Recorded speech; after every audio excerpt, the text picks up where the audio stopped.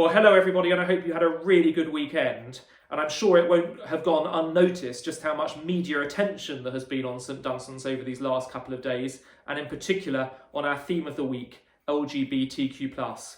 And of course, the fact that there has been so much media attention in its own right tells us that this is an extremely important issue and one that we must understand and discuss and consider across the course of this week at St Dunstan's.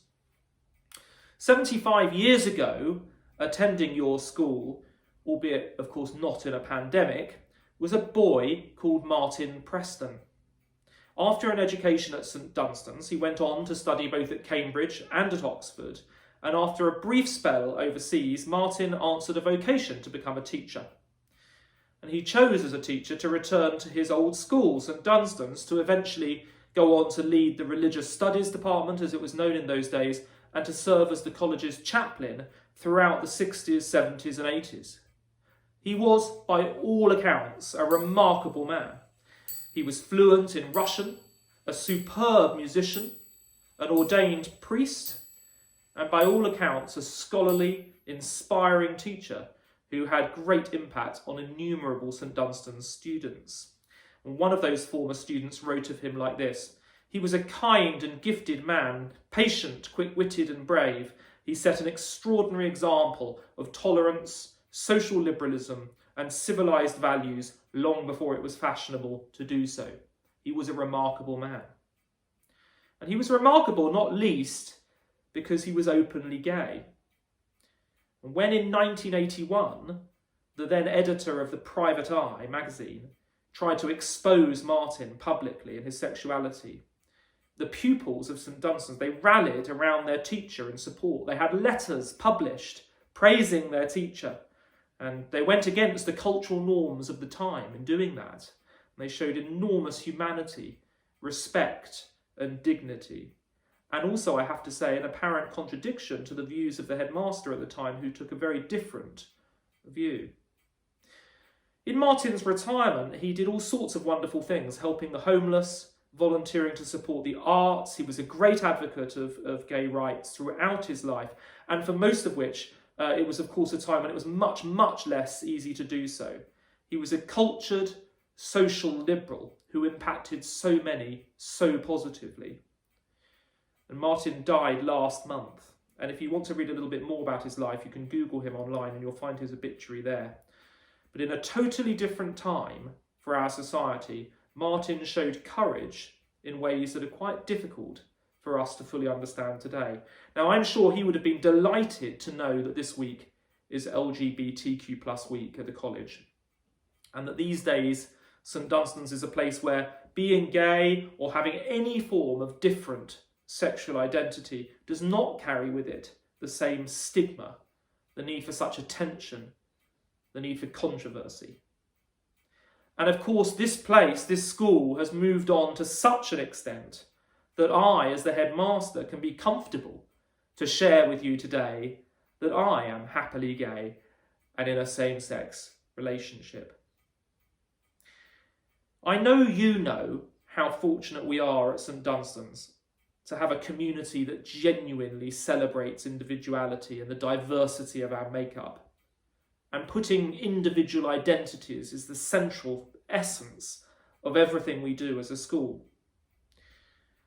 So this week, as you go off and start to consider these matters in more detail, and one aspect of diversity this week, sexual diversity, I want to make just a few points for you to think about further, particularly when you're having your discussions in form groups.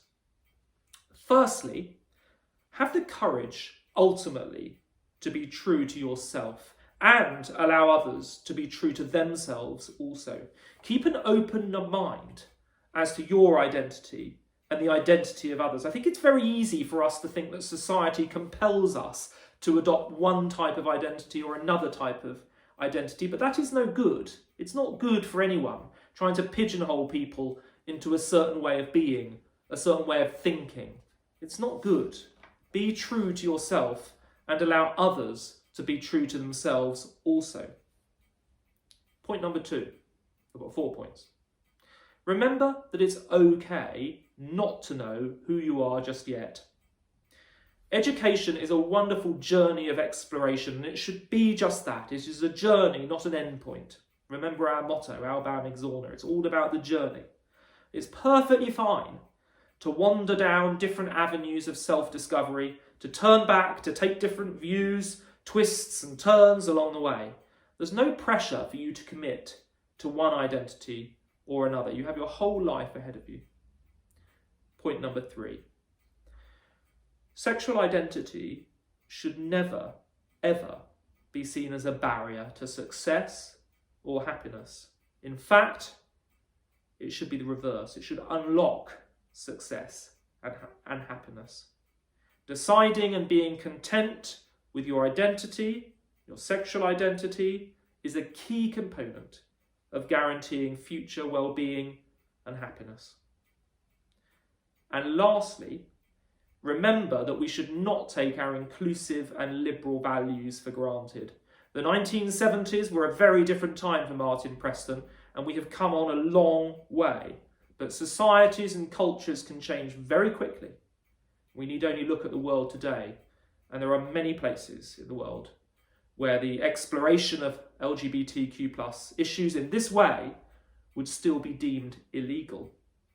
So we must cherish the community that we have, the values that we have, and ensure that we continue in our own small way to fight for equality, for inclusion, and the championing of diversity in all its forms. And I want to thank very much the work of Mr. O'Dwyer in particular for putting together a whole range of different activities for this week. And I wish you very, very well in your discussions and considerations. Thank you.